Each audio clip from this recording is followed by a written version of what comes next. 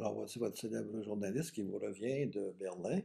Vous voyez d'abord le métro de Berlin, un des métros qui fonctionne sans bruit absolument, même si ses roues sont en métal. C'est ni à l'intérieur ni à l'extérieur. On entend un bruit envahissant, comme c'est le cas à Montréal, qui pourtant roule sur des pneumatiques.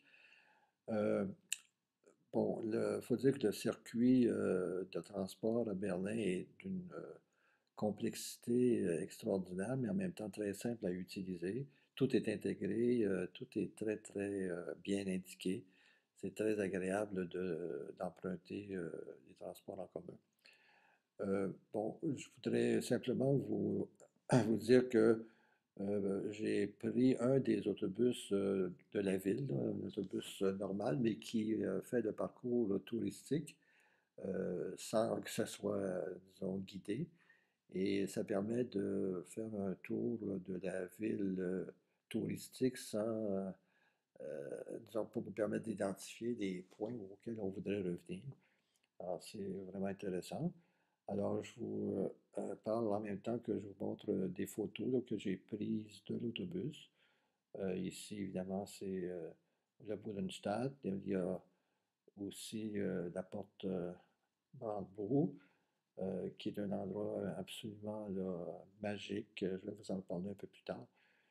Bon, on va passer devant la statue de Martin Luther, qui est juste à côté de l'église qui s'appelle aussi Martin Luther, mais mes recherches ne m'ont pas encore permis de savoir si c'est là qu'il enseignait ou si c'est là qu'il a travaillé ou si c'est simplement plus tard qu'on a construit ça en son honneur. J'ai l'impression, d'après l'architecture, que ça ne date pas là, de la Renaissance. Ensuite, le dôme, on appelle aussi la cathédrale de Berlin, qui n'est pas une église catholique, mais une église protestante, comme ça convient dans cette région-là. Elle a été construite par-dessus et après plusieurs autres qui ont été démolies au fil du temps. Celle-ci date du début du 19e siècle. Ensuite de ici, on voit le musée national. Vous savez ce qu'on peut trouver dans ce musée-là, des œuvres de partout dans le monde. Ça, c'est le mausolée de compassion à l'égard des mamans qui ont perdu leur fils lors de les deux dernières guerres mondiales. Maintenant, on va se diriger vers la porte Brandebourg où vraiment il y a une ferveur extraordinaire. Il y a beaucoup, beaucoup de touristes et on sent que c'est un lieu sacré, c'est un lieu qui parle beaucoup aux personnes qui y sont, même si, comme moi, on est loin de ce qui s'est passé dans les années qui ont suivi la guerre, jusqu'en 89, alors que le mur a été démoli. Bon, j'indiquais le U du métro. Et bon, là, je vous présente une autre façade du Parlement pour que vous remarquiez le dôme qui est extraordinaire, qu'on peut visiter, paraît-il, mais pour lequel il faut réserver. Alors, ça m'est pas arrivé, ça n'a pas été possible pour moi d'aller le voir. Alors, ici encore, des touristes qui se font photographier devant cette porte Brandebourg. Euh, bon, peut-être un certain nombre de photos là, qui insistent pour que parce que probablement que ça m'a beaucoup impressionné. Alors, j'ai laissé là des photos qui sont peut-être inutiles pour une explication que je voulais vous en donner.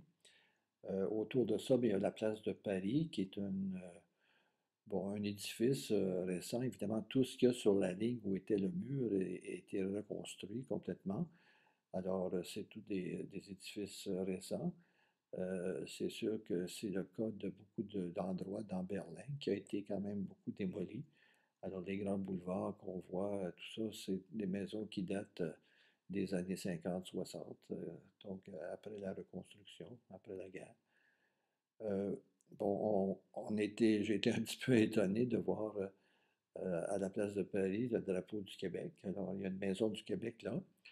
J'ai sonné pour aller parler aux gens qui nous représentent à Berlin. Malheureusement, je ne devais pas être à 1 heure d'ouverture parce que malgré que J'ai sonné 4 ou 5 fois, j'ai pas pu avoir de réponse. Mais vous voyez, le bureau est complètement collé là, euh, sur la place Brandebourg. Alors, ce monsieur-là qui est couché, là, c'est un mime. Alors, les deux jeunes l'exaspéraient. Alors, ils ont fini par réussir à le faire sortir de ses gonds. Alors, il a bougé, puis il est parti fâché. Alors, il avait l'air de ne pas vouloir se rire avec eux de la situation dans laquelle il était. Alors, dernière photo de la porte Brandebourg, c'est vu du côté de l'Allemagne de l'Est. Alors, vous vous rappelez, le mur était de l'autre côté, du côté ouest. Alors, des gens voyaient la sculpture de bronze du côté inverse quand on est en Allemagne. On arrivera maintenant, ça c'est l'ambassade des États-Unis, qui est aussi tout près là, de la porte Brandebourg. Et maintenant, on arrive au mémorial des Juifs. Il y a 2117 cubes comme ça, ben c'est pas des cubes, c'est des rectangles, tous différents, ils sont tous d'une grandeur, d'une hauteur, d'un angle qui est unique et ils représentent chacun, disons, une partie des 2 millions de Juifs qui ont été assassinés pendant la dernière guerre et de l'ensemble de tous ceux qui ont été assassinés, non seulement en Allemagne, mais aussi, bien sûr, en Pologne et dans beaucoup d'autres pays d'Europe. Alors, on vient vers l'église de Martin Luther. Alors, on va terminer ici. Je vous remercie d'avoir la patience d'écouter ça. Je pense que c'est mieux que de lire un texte, mais bon, je ne peux pas dire que je suis extrêmement documenté sur tout ce que je vous montre, mais en tout cas, ça donne des images. Merci.